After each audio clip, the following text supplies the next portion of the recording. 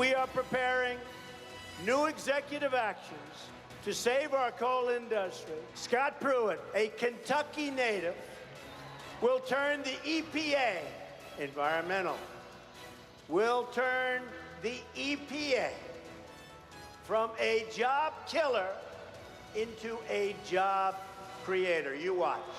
The president in Kentucky previewing the new executive order he'll sign this week to relax regulations on power plants. It's his latest move to undo President Obama's environmental initiative, which have included a review of fuel efficiency standards for cars and a relaxation of clean water regulations. And we are joined now by the man he's put in charge of that effort, the head of the EPA, Scott Pruitt. Mr. Pruitt, thank you for joining us this morning. George, good morning. So is the executive order coming this week, and what specifically will the president be proposing?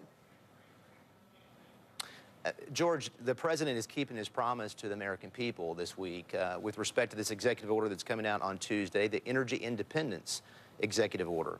And as you indicated, this is about making sure that we have a pro-growth and pro-environment approach to how we do regulation in this country. For too long, over the last several years, we've accepted a narrative that if you're pro-growth, pro-jobs, you're anti-environment. If you're pro-environment, you're anti-jobs or anti-growth. And that's just not where we've been as a country throughout our existence. We've made tremendous progress on our environment, and we can be both pro-jobs and pro-environment, and the executive order is going to address the past administration's effort to kill jobs across this country through the Clean Power Plan. This order is likely to face some legal challenges. It could take some time to work through the courts. And as you know, coal jobs have been declining for a long time. We heard the president's promise right there.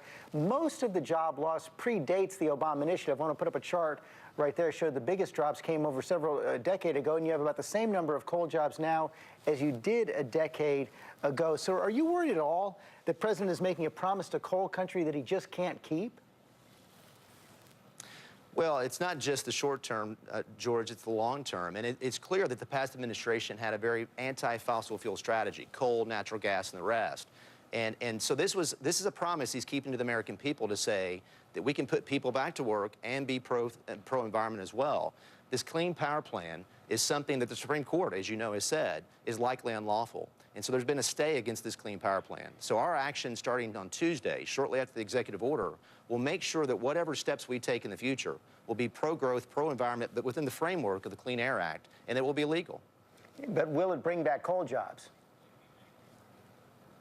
I think absolutely it will. It will bring back manufacturing jobs across the country, coal jobs across the country. Across the energy sector, we have so much opportunity, George. And the last administration had an idea of keeping it in the ground. We need to be more independent, less reliant upon foreign energy sources, and this is an opportunity. You know, this past week, the president approved the Keystone Pipeline. So it's transportation issues, it's development issues, it's putting people back to work both in the energy sector, but also the jobs it creates in the manufacturing sector and across our economy. If the president follows through on this order and his promise to reverse vehicle pollution rules, there's no way for the United States to reach its commitments under the Paris Climate Agreement, which of course was reached in 2015. Here's how one Nobel Prize-winning climate expert, Mario Molina, described the impact. He said the message the Trump administration, is sending to the rest of the world is that they don't believe climate change is serious. It's shocking to see such a degree of ignorance from the United States. Your response? George, we're actually at pre-1994 levels right now with respect to our CO2 footprint. Now, why is that? Largely, it's because of innovation and technology, both in the coal sector and in the natural gas sector. Horizontal drilling has allowed there to be much more conversion to natural gas and the generation of electricity. You know, we've got to keep in mind, it's not just jobs that are going to be created by the president's action here. It's also lower electricity rates for our consumers across the country. Because when you take coal generation facilities, natural gas facilities, and you put them aside and focus only on certain types of ways to generate electricity, it's causing double-digit increases across the country as it relates to consumers. That's not good for our economy on the consumer side, and it's not good on the manufacturing side. But I was asking about the Paris Climate Agreement. Don't these initiatives mean that the climate agreement is a dead letter as far as this administration is concerned? Well, the Paris Accord is something, as you know, that's non-binding. It was not a treaty as such. The Clean Power Plan is not tethered to the Paris Accords. And so this is an effort to undo the unlawful approach that the previous administration engaged in and to do it right going forward with a mindset of being pro-growth and pro-environment, and we can achieve both. You know, since 1980, But can George, we achieve the commitments made under the Paris Climate Agreement? Can we achieve those commitments? Well, let me finish. Go ahead. Well, look, since 1980, we've seen a 65% reduction in those pollutants that we regulate under the ambient air quality standards. We've done a great work as a country striking the balance between jobs and our environment. This past administration, I think, took steps that were anti-jobs and anti-growth, and the Paris Accord, I think, represents that. The California acted this week to tighten fuel emission standards, going in exactly the opposite direction from what President Trump is proposing. We're showing a headline from yesterday's New York Times right there. Do you intend to let California's actions stand or move to take away their waiver under the Clean Air Act?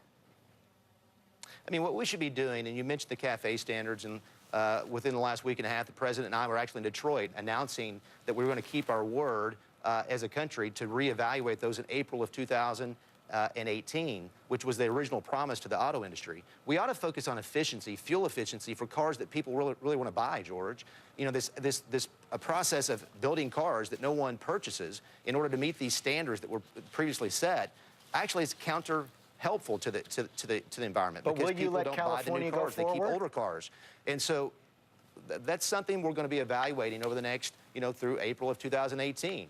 What this CAFE standards combined with the Clean Power Plan and the executive order sends a message to the American people that we're going to do what we can to make sure that we produce jobs and growth while also being sensitive to the environment and making sure that we reintroduce common sense into the discussion. You mentioned the Paris Accord.